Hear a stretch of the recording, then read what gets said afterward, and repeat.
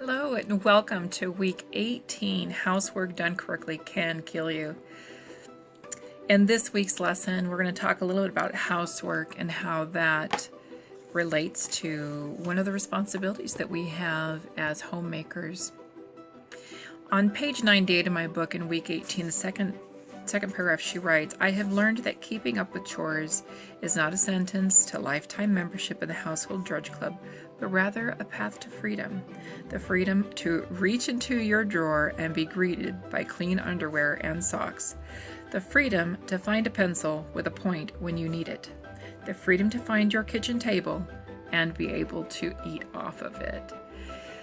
I love what I love about this chapter is it's not saying that your world needs to be spotless. It's saying there should be some order.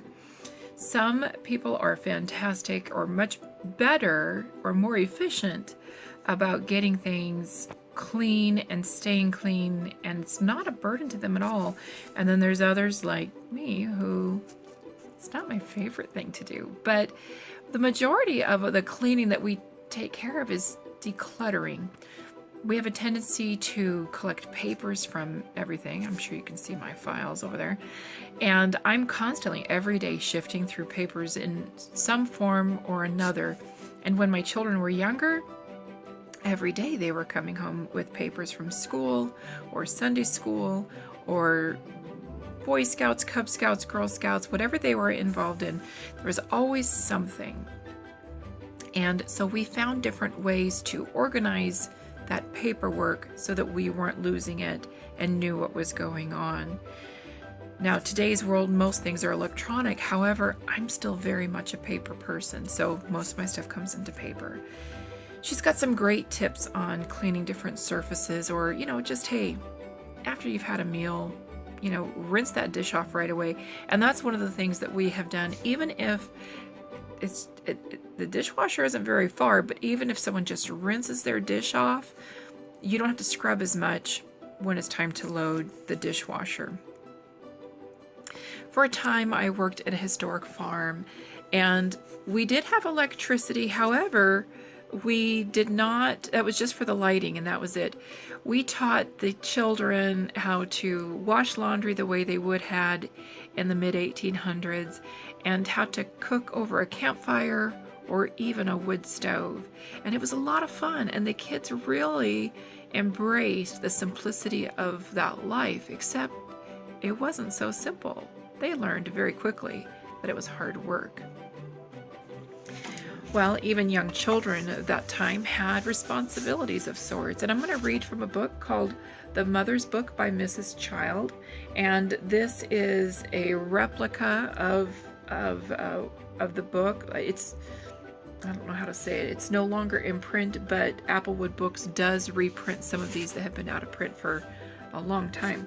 And so this one says 1831 is when it was first, or maybe the second edition was published 1831. So this is quite old, but it talks about, it's called The Mother's Book, and it says, "Always encourage a child in fitting her own work and arranging her own playthings. Few things are more valuable in this changing world than the power of taking care of ourselves." So what I love about that is that's still true today. Children at a young age desire to do that which mommy and daddy are doing. And I see it today even in my granddaughter. And when my daughter does laundry, she's 18 months old and she wants to help.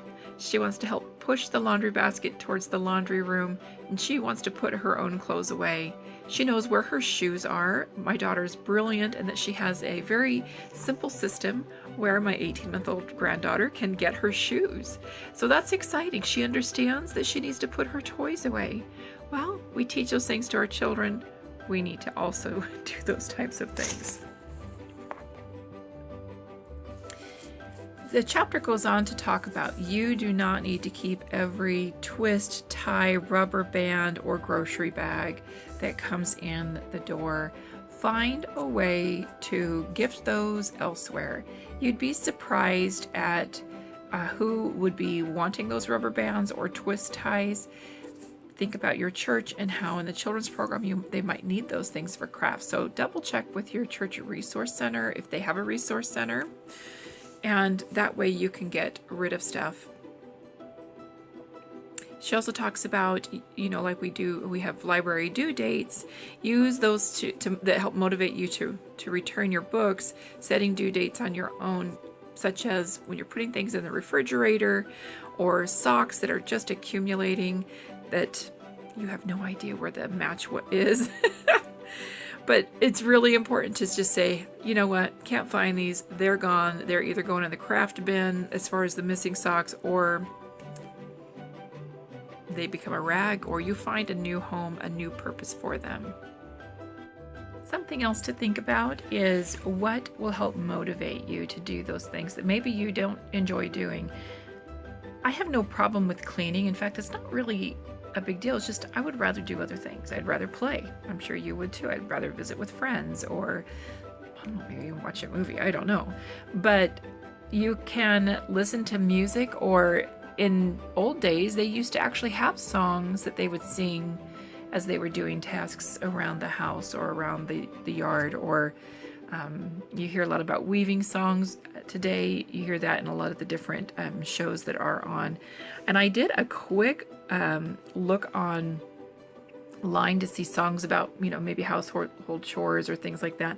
And I was actually kind of cracking up, because what came up was a playlist from Songbar, and it has a song from Miranda Lambert, It Will All Come Out in the Wash, or I don't know if that's Elvis, I don't know.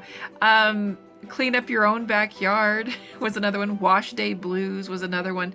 Clothesline Saga. So I was kind of smiling as I was reading some of the names of these different songs that people wrote to, I don't know, to be silly, I don't know, but I thought it was great.